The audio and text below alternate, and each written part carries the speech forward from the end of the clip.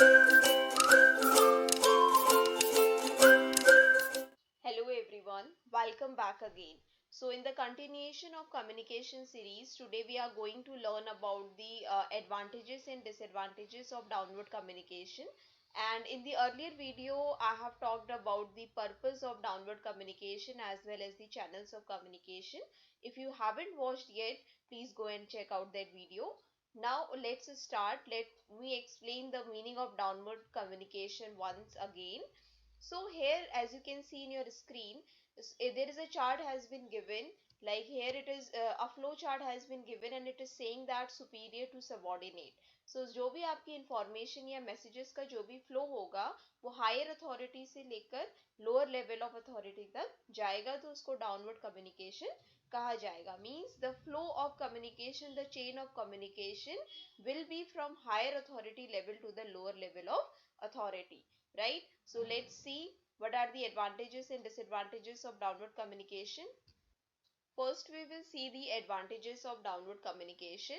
So the first advantage of downward communication is that it is very much useful for the management, right? So here the term management means to manage the things, to manage the whole circumstances. So it is very much useful. What kind of flow of communication? Downward communication, right? So अगर किसी चीज़ों को organize करना है, चाहे आपका work office हो या कोई भी formal मोड ऑफ ऑफिस हो जहाँ पर बहुत सारे रूल्स एंड रेगुलेशंस को फॉलो किया जाता है, तो वहाँ पर किन्हीं भी चीज़ों को मैनेज करने के लिए, चाहे वो ऑर्गेनाइजेशन के एम्प्लॉयज़ का मैनेजमेंट हो या ऑर्गेनाइजेशन में कोई इंफॉर्मेशन को ट्रांसफ़र करना है, और इसके अलावा गोल्स में चेंजेस हो रहे, पॉलिसीज़ में चेंजेस हो रहे, कोई भी छोटे मोटे बड़े चेंजेस सबके लिए हम यूज़ करते हैं डाउनवर्ड कम्युनिकेशन. ठीक है, तो डाउनवर्ड कम्युनिकेशन का मतलब ही यही है कि जब आपको इंफॉर्मेशन या इंस्ट्रक्शन मिलते हैं हायर अथॉरिटी से लोअर लेवल ऑफ अथॉरिटी को, तो वो किसके लिए हेल्प करता है? मैनेजमेंट के लिए हेल्प करता है. So we can say that it is very much helpful for the management. Next one is useful for the employees too. Yes, it is very much important to explain that how downward communication is very much useful for the employees. As you know that in the formal mode of communication we follow different sets of rules and regulations, right? For example, downward communication is all about following the higher authority level instruction, right? Higher authority level give instruction to the lower level of authority, right? So for example just suppose कि आप किसी organisation में work करते हैं, आप सुबह जाते हैं और वहां जाकर बैठ जाते हैं. अगर आपको ऊपर से कोई निर्देश नहीं दिए जाएंगे, कोई डायरेक्शन नहीं दिया जाएगा, तो आप एमलेसली वर्क करेंगे. ठीक है, आपके पास कोई मेन मोटो ऑब्जेक्टिव नहीं होगा, आपको कोई देखने वाला नहीं होगा, सुपरवाइज करने वाला नहीं होगा, तो आप सिर्फ अपने मन का काम करेंगे. तो कहने का मतलब है कि that is also very much useful for the employees, right? तो किसी भी ऑर्गेनाइजेशन में जो लोअर लेवल पे लोग काम करते हैं, अगर उनको डायरेक्शंस क्लियर इंस्ट्रक्शंस मिलते हैं, तो वो उनके लिए बहुत ज़्यादा बेनिफिशियल रहता है अपने वर्क को मैनेज करने में. तो डाउनवर्ड कम्युनिकेशन का इसलिए भी यूज़ किया जाता है ताकि एम्प्लॉयज़ को इंस्ट्रक्शन दिया जाए और ऑर्गेनाइजेशन अपनी ऑब्जेक्टिव को बहुत कम समय में और एफिशिएंसी के साथ कंप्लीट कर ले, right? So this is the second advantage. Moving to the third, increasing efficiency. Obviously अगर वर्क मैनेजमेंट अच्छा होगा, इंस्ट्रक्शंस क्लियर होंगे, किसी भी प्रकार का मिस इंटरप्शन नहीं होगा, कोई बैरियर्स नहीं आएंगे, तो definitely the work productivity is going to increase of the employee as well as the organisation too. So we can say that downward communication in this way increase the efficiency of the work.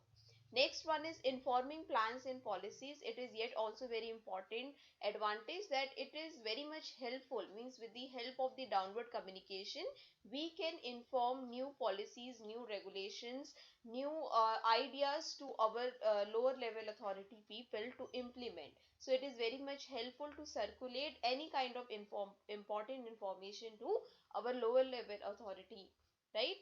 So it is also important. Next one is issuing orders and instruction. As we are going to give information regarding the plans and policies, same as we can issue orders, we can give instructions, we can give directions to the work to be done, right? We can use for that also. And the last one is it is also useful to maintaining good labor management relationship, right? If you are giving a clear instruction to your lower level authority people to what work you want, what work has to be done. Means your instruction is quite clear.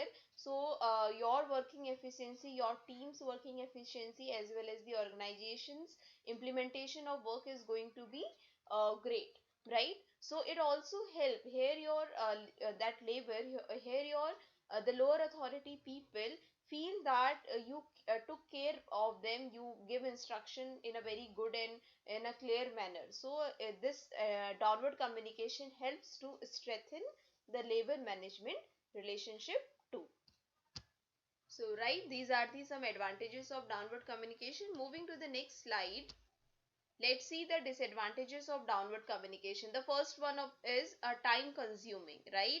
See, disadvantages कब आएंगे? देखिए, जब भी आपके process of communication, चाहे वो downward हो, upward हो, हॉरिजॉन्टल हो या वर्टिकल हो, अभी तो हम डाउनवर्ड कम्युनिकेशन पढ़ रहे हैं, अगर उसमें किसी भी टाइप का बैरियर आता है, कोई भी मिस इंटरप्शन आएगा, तो ऑब्वियसली उसके क्या हो जाएंगे? डिसएडवांटेजेस भी होंगे. तो प्रॉज एंड कॉन्स हर चीज के होते हैं, हमें बैलेंस करके चलना पड़ता है. तो पहला डिसएडवांटेज है डाउनवर्ड कम्युनिकेशन का कि टाइम कंज्यूमिंग. अगर आपके सुपीरियर सबॉर्डिनेट्स को क्लियर इंस्ट्रक्शन नहीं दे रहे हैं, बहुत ज़्यादा इगोटिस्टिकल बिहेव कर रहे हैं, उनके डायरेक्शंस क्लियर नहीं है, उनका मीडिया इंफॉर्मेशन देने का क्लियर नहीं है, तो प्रोसेस क्या हो जाएगी? बहुत ज़्यादा टाइम कंज्यूमिंग हो जाएगी, समय लगेगा. ठीक है, तो ये इसका क्या है? डिसएडवांटेज है. अगर मल्टीपल हायरार्की वहां पर होगी, एक दूसरे को इन्फॉर्मेशन देने में क्लियर डायरेक्शन नहीं होंगे, तो ऑब्वियसली वो प्रोसेस क्या हो जाएगी? टाइम कंज्यूमिंग हो जाएगी. ठीक है. दूसरा है डिस्टॉर्शन ऑफ इंफॉर्मेशन. ऑब्वियसली अगर मल्टीपल चैनल से इंफॉर्मेशन आ रही है, मल्टीपल मीडिया से इंफॉर्मेशन आ रही है, कोई ऑथेंटिक इंफॉर्मेशन का कोई भी एक पर्टिकुलर चैनल या मीडिया नहीं है, तो बहुत ज्यादा हाई चांसेस है कि इंफॉर्मेशन डिस्टॉर्ट हो जाएगी. Distortion of information means just change of information.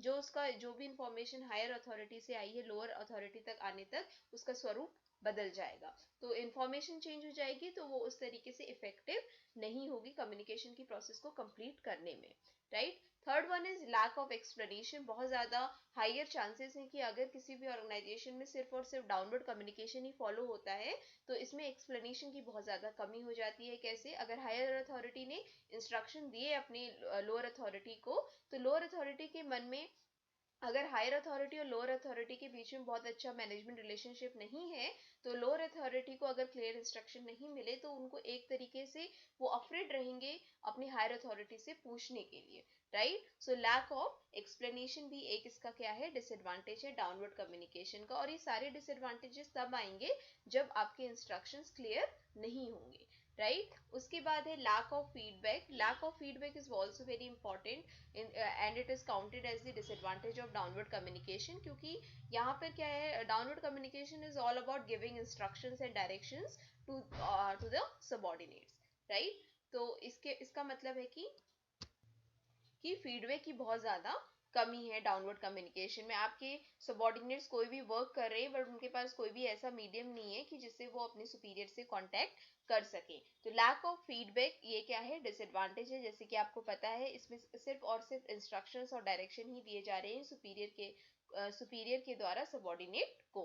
तो लैक ऑफ फीडबैक इसका डिसएडवांटेज है. नेक्स्ट है, कभी कभी ये बहुत ज्यादा डायरेक्टिव इन नेचर हो जाता है, ऑथोरिटेटिव हो जाता है, डेमोक्रेटिक रिलेशनशिप इसमें बिल्कुल भी नहीं रहता. और जितने भी सुपीरियर है वो अपने आप को बहुत ज्यादा सुप्रीम समझते हैं और सबॉर्डिनेट की फीलिंग्स का बिल्कुल ध्यान नहीं रखते, उनके बारे में समझ नहीं रखते. तो वो बहुत ज्यादा डायरेक्टिव हो जाते हैं. डायरेक्टिवनेस आने की वजह से जो सबॉर्डिनेट हैं वो और सुपीरियर के बीच का जो मैनेजमेंट रिलेशनशिप है वो बिगड़ जाता है. तो इसीलिए कहा है कि ये इसका क्या है? डिसएडवांटेज है. And the last one is negative feeling towards the subordinate, right. अगर कोई सुपीरियर बहुत ज्यादा सुप्रीमेसी दिखा रहा है और कोई सुपीरियर है जो अपने उसको अगर कोई पर्सनल प्रॉब्लम है अपने सबॉर्डिनेट से, तो डेफिनेटली वो उसके साथ बायस हो सकता है. तो there are very higher chances if in any organization only downward communication is used, so the superior can misuse their power to we can say ki to offend their subordinates, right. So this is also the disadvantage of downward communication. Now let's see one example of the downward communication, then it will be more easy to understand for you all. See, as you can see in your screen, there is example has been given. First one is managing director. Like you can see in your screen, managing director give information to the general manager. then general manager after the sectional manager, then to the supervisor, then to the staff and workers. So you can see with the flow of communication is going from that is downward, that is going from superior to subordinates, right? So you can use this example in your exam to write your answer. It will be very much useful for you. So that's all for today's lecture. Hope it is clear to you all. If you found this lecture worthy, please do like, share and subscribe to the channel. Thank you so much for your listening.